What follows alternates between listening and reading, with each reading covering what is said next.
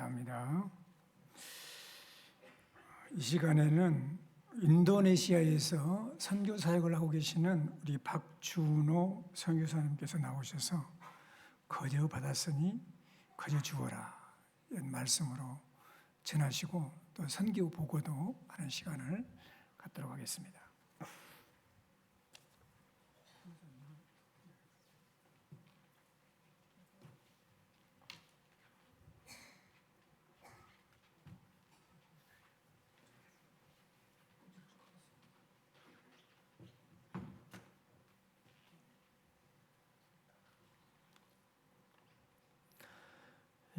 할렐루야.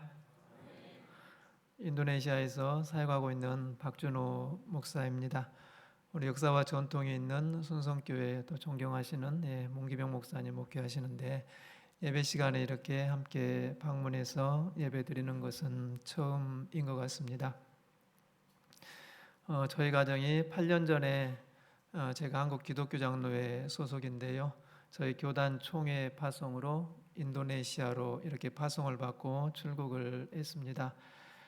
처음 4년은 선교지에 적응하는 그러한 기간들이었다고 한다면 나중 4년은 코로나로 인해서 굉장히 힘들고 어려운 시간들을 겪었던 것 같습니다. 우리 한국교회도 굉장히 큰 어려움을 겪었는데요. 선교지도 이 코로나로 인해서 굉장히 더 큰 그 어려움들을 겪었습니다. 코로나가 처음 시작되고요. 방역이나 이런 부분들이 열악하다 보니까 처음 1년 동안에 인도네시아 정부 발표에 의하면 인도네시아 의사들만 이 코로나로 인해서 400명 이상이 사망했다고 그렇게 정부에서 발표를 했습니다. 또 많은 의료진들이 희생을 당하였고요. 저희가 사는 그 지역이 인도네시아 말랑이라는 지역이고요. 이 말랑시에 있는 자와동부 기독교단 현지 협력교단의 총회본부 안에서 살고 있었는데요. 그 총회본부 바로 옆에 그 말랑시의 군대 병원이 있습니다. 민간인도 같이 진료를 하는데요. 처음 코로나가 시작되고 1년 정도는 매일같이 24시간 앰뷸런스 소리가 끊이지 않고 이렇게 길 옆에서 들려왔습니다. 우리나라에서는 상상할 수 없을 정도로 사망자도 많이 나왔고요. 그렇게 굉장히 어려운 그 시간들을 이렇게 은혜 가운데 무사히 또 잘 지내다가 이렇게 한국에 나올 수 있게 되었습니다. 제가 사역하고 있는 곳이 인도네시아인데요. 화면 혹시 띄워주실 수 있으면 같이 보시면서 말씀 좀 나누겠습니다. 넘겨주시고요. 한 장 넘겨주시고요. 인도네시아 그 지도 모습인데요. 인도네시아가 17,000여 개의 섬으로 이루어진 섬나라입니다. 우리가 어르신들은 어디쯤 있나 이렇게 좀 잘 모르실 수도 있을 텐데요. 우리가 인도네시아에 대해서 잘 모르시더라도 이 단어는 아마 다들 아실 것 같습니다. 혹시 오랑우탄이란 말 아시죠? 원숭이과에 속해 있는 그 동물인데요. 이 오랑우탄이라는 말이 인도네시아 말입니다. 오랑이라는 말이요, 사람이라는 말이고요. 후탄이라는 말이 숲속이라는 그러한 말입니다. 그래서 오랑우탄이란 말은 숲속에 사는 사람을 오랑우탄으로 인도네시아에서는 그렇게 부르고 있습니다. 우리 한국 사람들을 인도네시아 말로는 오랑꼬레아라고 합니다. 오랑은 사람이고요. 꼬레아 하면 한국을 꼬레아라고 이렇게 부릅니다. 다음 장 넘겨주시고요. 인도네시아 국기가 빨간색과 흰색으로 나누어져 있습니다. 그런데 인도네시아가 유럽에 있는 네덜란드에 350년 정도 식민 통치를 받았습니다. 네덜란드의 국기를 보면 위에가 파란 줄이 한 줄이 더 있습니다. 그런데 인도네시아 사람들이 네덜란드 국기를 모욕하기 위해서 위에 파란 줄 한 줄을 찢어버리고 나머지 빨간색과 흰색으로 인도네시아의 국기를 삼았다라고 하는 이 국기 안에도 슬픈 역사 이야기가 들어있는 것을 볼 수가 있습니다. 넘겨주시고요. 인도네시아는 종교의 자유가 있는데도 불구하고 또 종교를 선택하지 않을 수 있는 그런 자유는 없는 나라라고 할 수가 있습니다. 인도네시아 정부에서요 6개 종교를 이렇게 지정을 하고 이 6개 종교 중에 하나를 인도네시아 국민들은 반드시 선택을 해야 합니다. 인도네시아 국민들의 인구가 2억 8천만 명 정도 되고요. 그 중에 90%가 무슬림, 이슬람교인들입니다. 나머지 10% 안에 우리 기독교인들, 가톨릭, 또 힌두교, 유교, 불교 이렇게 분포가 되어 있습니다. 그래서 인도네시아 국민들은 이 6개 종교 중에 하나를 반드시 선택을 해서 자기 주민등록증에 반드시 기록을 해야 합니다. 그래서 주민등록증을 이렇게 보게 되면 이 사람이 이슬람 교인인지 또 기독교인인지 힌두 교인인지를 알 수가 있습니다. 이처럼 인도네시아는 종교의 자유를 인정하지만 종교를 선택하지 않을 그러한 자유는 없는 나라가 인도네시아라고 할 수가 있습니다. 저희가 2015년도 7월에 저희 가족들과 함께 인도네시아로 출국을 했는데요.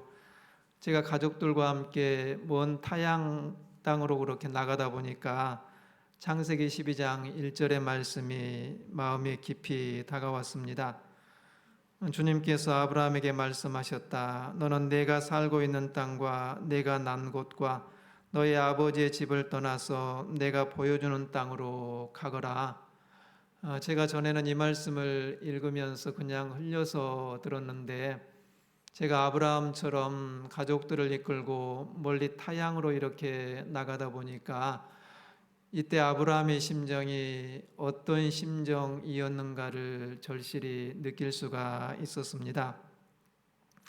처음 이렇게 출국해서요, 기후나 음식이나 여러 가지 것들이 잘 맞지를 않으니까 가족들이 어려움들을 많이 겪고 적응하는데 시간들이 필요했습니다.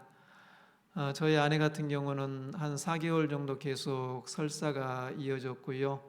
또 갱년기 호르몬 불균형으로 인해서 이 하혈을 몇 달을 계속 이렇게 지속을 하였고, 그래서 몸무게가 한 7, 8kg 이렇게 쭉 빠져가지고 너무 기력이 없고 먹지도 못하고 힘들어하는 그 모습을 보면서 남편으로서 굉장히 마음이 아팠고요.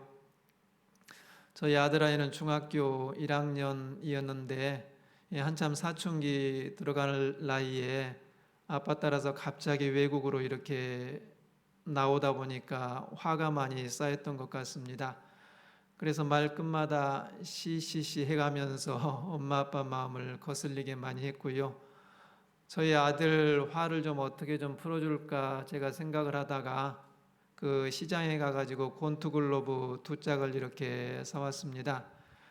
그래서 저녁마다 한 30분 정도씩 아들과 곤투 시합을 했습니다. 아빠를 좀 때리면서 네 화를 좀 풀도록 해라, 그러한 마음이었고요. 그런데 한 6개월, 7개월 이렇게 지나다 보니까요, 저희 아들이 저보다 키도 커지고 팔도 길어지고 몸무게도 늘어나고 아들한테 맞는 게 참 아프더라고요. 그래가지고 그만뒀던 기억이 있습니다. 저희 딸아이는 해남에 있는 그 삼산초등학교 5학년 이렇게 다니다가 출국을 하게 되었는데요. 이제 휴학 처리를 하기 위해서 학교에 가서 휴학 처리를 하고 집에 돌아오는데 엄마 무릎에 얼굴을 파묻고 딸아이가 얼마나 서럽게 울던지요.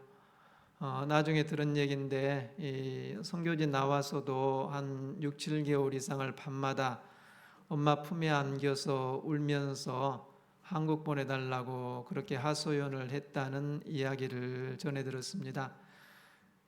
이렇게 가족들이 적응하면서 쉽지 않은 그 시간들을 보냈는데 그때 주셨던 말씀이 여호수아서 1장 9절의 말씀이었습니다. 강하고 담대하여라. 두려워하지 말며 놀라지 마라.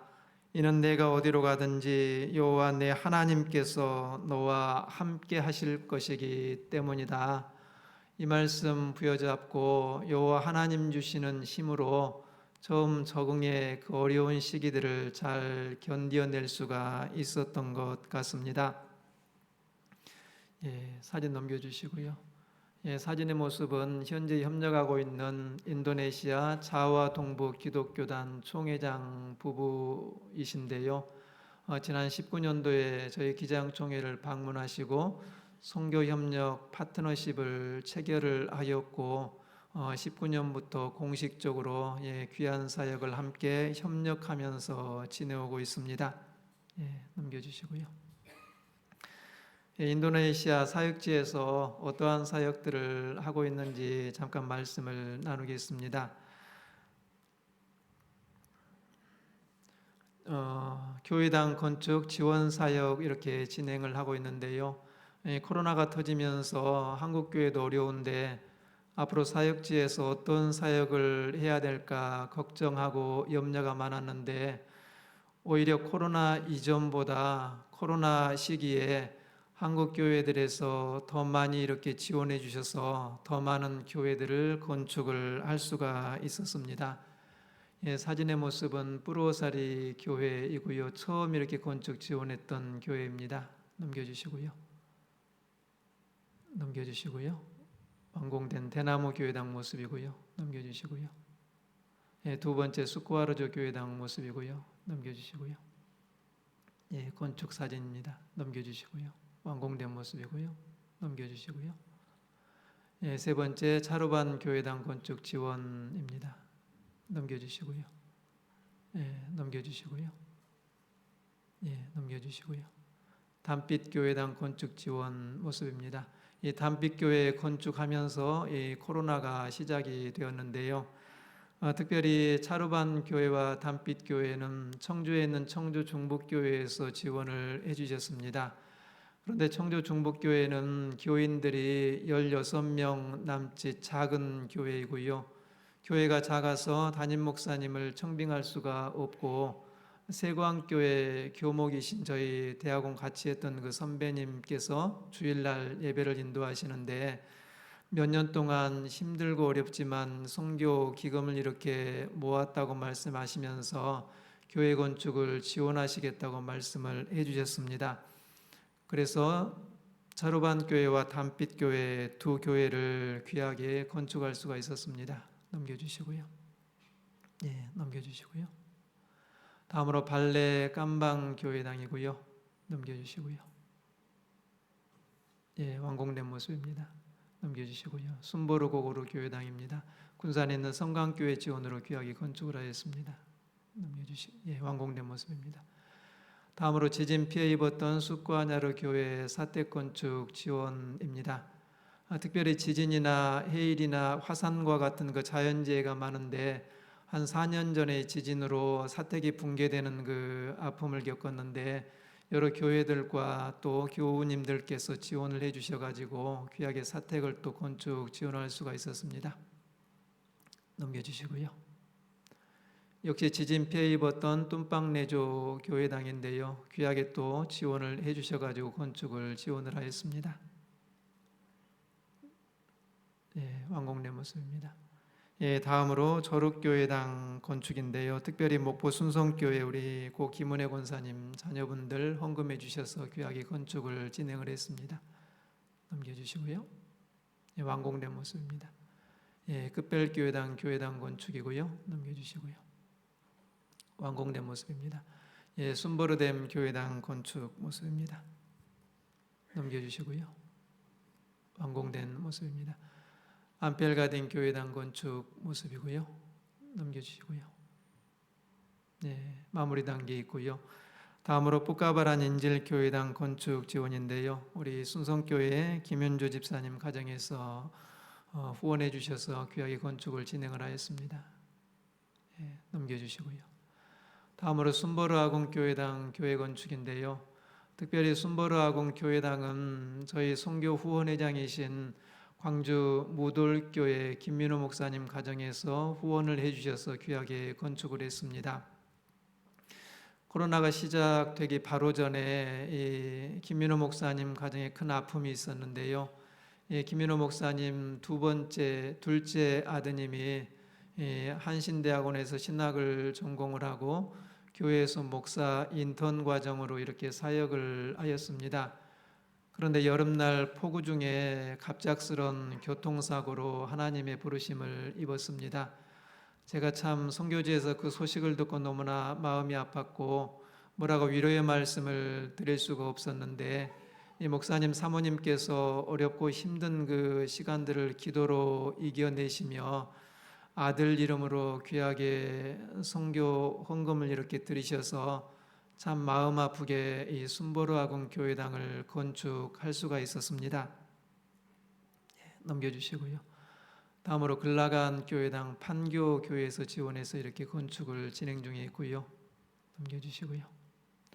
뚱박 교회당은 괴산제일교회 건축 지원으로 건축을 진행하고 있습니다. 넘겨주시고요. 원어레조 교회당은 동수원 장로교회 우리 권사님께서 지원해서 이렇게 건축 지원하고 있고요. 넘겨주시고요. 모조사리레조 교회당은 안성제일교회 지원으로 건축을 진행 중에 있습니다. 넘겨주시고요. 순보르곤당 교회당인데요. 광주에 있는 예원교회 지원으로 건축을 진행 중에 있습니다. 다음으로 유치원 건축 지원 사역도 이렇게 진행 중에 있습니다. 우리 한국 NGO 단체 중에 해피아이 국제보육지원단이라는 단체가 있습니다. 이 해피아이 국제보육지원단이라는 단체를 처음 창립하신 분이 대덕읍교회 은퇴 장로님이신 윤덕현 장로님이십니다. 이분이 교회 어린이집 원장을 오래 하셨고 그리고 퇴직을 하셨는데, 퇴직을 하시면서 자기가 평생 동안 교육 사업에 몸담았는데 더욱더 뜻 있고 가치 있는 일을 하게 해 주십시오라고 이렇게 기도하시면서 해피아이 국제보육지원단을 이렇게 만드셨습니다. 이 해피아이 단체가 하는 일이 뭐냐고 하면 제3세계 어려운 열악한 지역에 어린이집 건축 지원을 하는 그러한 사역을 이렇게 진행을 하고 있습니다. 저하고 같은 시찰에서 이렇게 함께 교회를 섬기셨는데, 제가 인도네시아 출국한다고 하니까 장로님께서 해피아이 단체를 통해 제가 이렇게 유치원 건축 지원하는 사역을 하고 있습니다. 목사님 출국하셔서 어려운 그 유치원들이 있으면 말씀해 주십시오. 제가 최선을 다해서 지원하도록 하겠습니다. 말씀을 들었고요. 그리고 인도네시아 출국해서 이렇게 보니까요, 정말 창고 같은 데서 아이들을 교육을 하고 열악한 그 유치원들이 많이 있었습니다. 그래서 해피아이 단체를 통해서 현재까지 4곳 정도의 어린이집을 이렇게 건축 지원을 하였습니다. 첫 번째 인도네시아 빈민연대 빠룽 유치원 건축 모습이고요.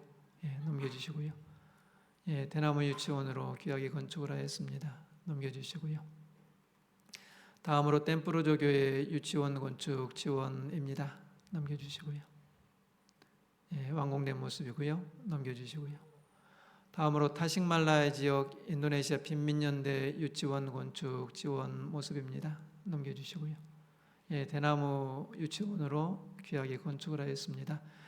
특별히 타식말라야 지역 유치원은 광주에 있는 그 광주 어린이집 연합회 소속 그 아이들이 8천여 개의 저금통을 모아서 후원을 하였고 귀하게 건축을 할 수가 있었습니다. 넘겨주시고요. 다음으로 시도아스리 교회 유치원 건축입니다. 넘겨주시고요. 옛날 유치원 모습이고요. 새 유치원 건축 모습입니다. 완공된 모습입니다. 다음으로 여러 가지 협력 지원 사역들 진행을 하고 있습니다. 협력교단 소속의 유치원들이 35개 정도가 있는데요. 이 유치원 교사들 재교육을 위해서 또 예산을 지원해서 귀하게 교육 지원 사역도 진행을 하였고요. 넘겨주시고요. 인도네시아는 여러 지진이나 재난 등 그런 그 여러 가지 자연재해가 많이 있는데, 그때마다 또 한국 교회에서 이렇게 구원금을 보내주셔서 여러 차례 귀하게 지원을 하였습니다. 넘겨주시고요. 예, 교단 소속 그 청년 직업교육 지원 사역도 이렇게 진행을 하였고요. 넘겨주시고요. 예, 특별히 코로나 시기에 코로나 방역 물품 지원 사역을 이렇게 진행을 했습니다. 여러 한국 교회와 교우님들께서 지원을 해주셔가지고 KF94 마스크 또 진단 키트 등을 협력교단 소속 6개 병원에 6차례 정도 이렇게 귀하게 지원을 할 수가 있었습니다. 넘겨주시고요. 저희 기장과 협력교단, 양교단, 교류 협력사역도 진행을 했고요. 기장 신학자들을 초청해서 신학 세미나들을 이렇게 진행을 하였습니다. 또 현지 목회자들 한신대학원에 이렇게 유학을 올 수 있게 지원을 해서 학비를 지원하고 귀하게 공부할 수 있도록 이렇게 지원하는 사역도 진행을 했습니다. 다음으로 기간 지원 사역인데요. 저희가 살고 있는 지역 근처에 본독하얏이라는 그 기관이 있습니다. 본독하얏이라는 말이 우리말로 생명의 집이라는 곳인데 미혼모 임시 보호시설입니다. 그래서 미혼모들이 와서 안전하게 아이를 낳을 수 있는 그러한 시설인데 제가 개인적으로 정기적으로 이렇게 후원을 하고 있고 저희 선교팀들이 방문을 하게 되면 이 본독하얏 시설에 방문을 해서 함께 봉사하고 함께 기도해주고 귀한 사역들을 이렇게 진행을 하고 있습니다. 넘겨주시고요. 예, 본독하얏 모습이고요. 다음으로 장학금 지원사에 이렇게 귀하게 진행을 하고 있습니다. 제가 8년 동안 인도네시아에서 사역을 하면서 여러 가지 지원 사역들 물론 중요하고 소중하지만 다른 무엇보다도 중요한 사역이라고 느꼈던 것이 다음 세대 하나님의 일꾼들을 키우고 하나님의 일꾼들을 세워나가는 그러한 사역들이 무엇보다도 중요하구나라는 것을 절실히 깨달았고 그래서 3년 전부터 현지 학생들 장학금을 지원하는 그러한 사역들을 이렇게 진행을 하고 있습니다. 처음에는 6, 7명 정도 이렇게 지원을 하였는데 현재는 그 초등학생 6명, 고등학생 13명, 또 목회자 자녀들, 신학생들을 포함한 대학생들 45명에게 장학금을 이렇게 지원을 하고 있습니다. 이러한 사역들을 귀하게 진행을 하고 있습니다. 오늘 본문의 말씀 잠깐 살펴보면 오늘 본문에서 예수님께서는 제자들에게 귀신을 제어하는 능력을 주시면서 더러운 귀신을 내쫓고 병들고 아픈 사람들을 고치고 하나님 나라가 가까이 왔다고 선포하라고 명하십니다.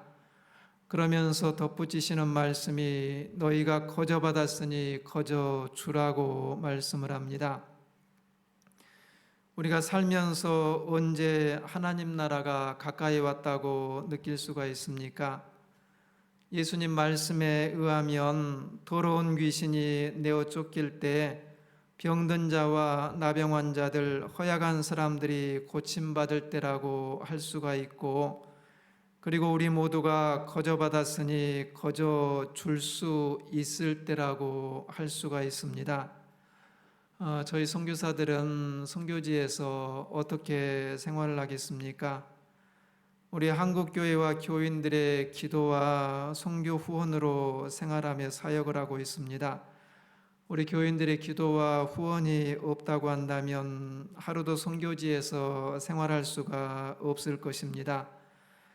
그리고 선교사들이 선교지에서 가장 많이 하는 그 사역들이 어떤 거겠습니까?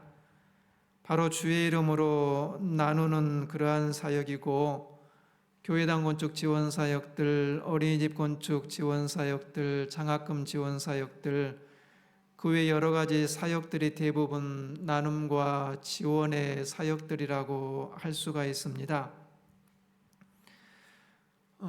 제가 인도네시아 말랑 지역에 있는 자와동부 기독교단과 협력해서 이렇게 사역을 하고 있는데 선교지 교회 목회자들 초봉이 얼마나 되겠습니까?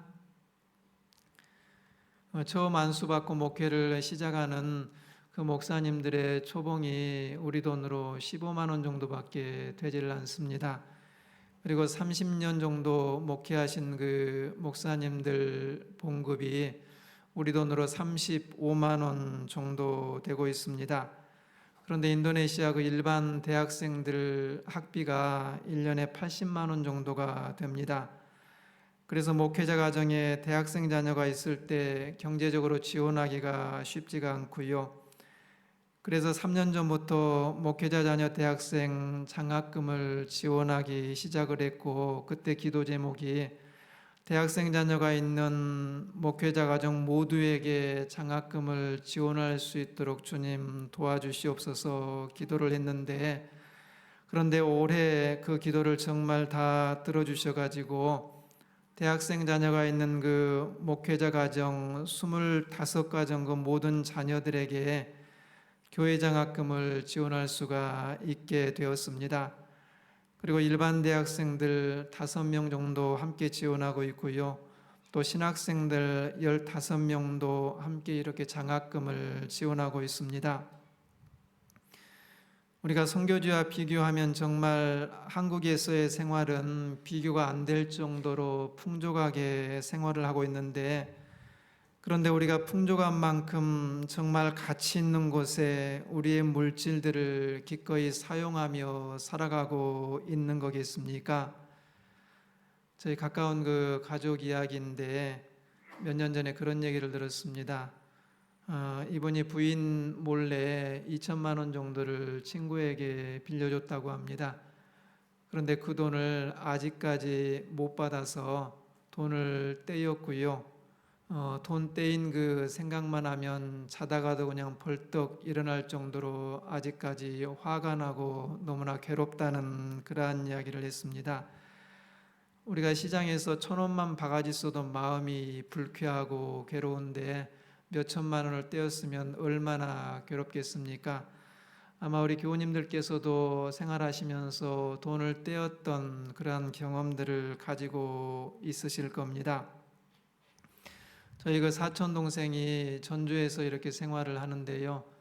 직장 생활을 이렇게 하면서 비트코인인가 이렇게 투자를 했다가 몇 천만 원 손실을 입었습니다.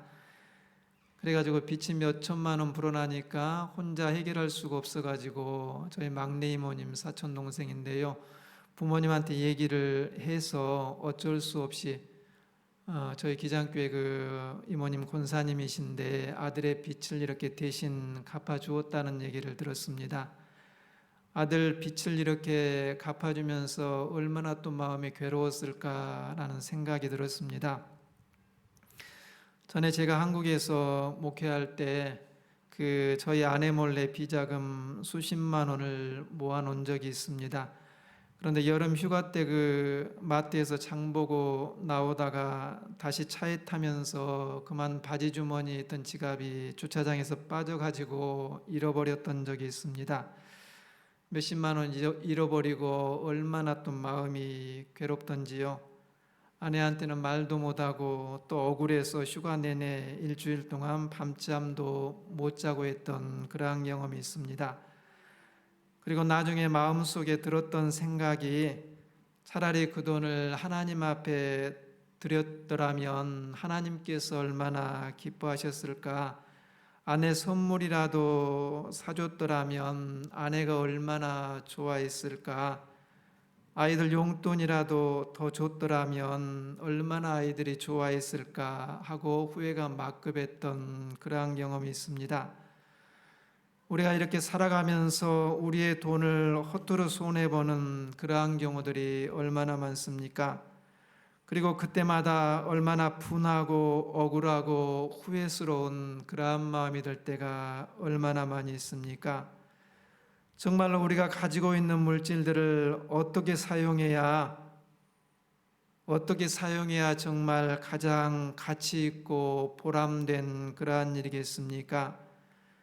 우리의 물질을 진실로 복음을 전하기 위해서 사용할 수가 있고, 우리의 소유를 주님의 일을 위하여 우리가 사용할 수 있고, 우리가 가진 것들을 생명을 살리는 일을 위해 사용하고 세상을 좀 더 아름답게 만드는 일에 사용할 수 있다면 우리의 삶이 얼마나 은혜로울까라는 생각을 하게 됩니다.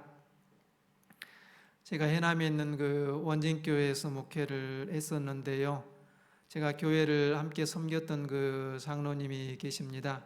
그런데 한 4년 전에 이 장로님께서 암으로 세상을 떠났다라고 하는 그 소식을 들어서 마음이 너무나 아팠습니다. 그 부인 권사님이 지금 70 정도 되셨는데요. 그 시어머니 권사님을 작년까지 이렇게 함께 모시고 살았습니다. 그런데 이 권사님께서 형편이 넉넉하지 않으시고요. 해남군에서 하는 그 공공근로 이렇게 일하시면서 생활을 하십니다. 그런데 작년 연초에 권사님께서 저에게 연락을 주셨습니다. 목사님, 선교진 목회자 자녀 대학생 1명 장학금을 제가 후원하도록 하겠습니다. 연락을 주셨고요.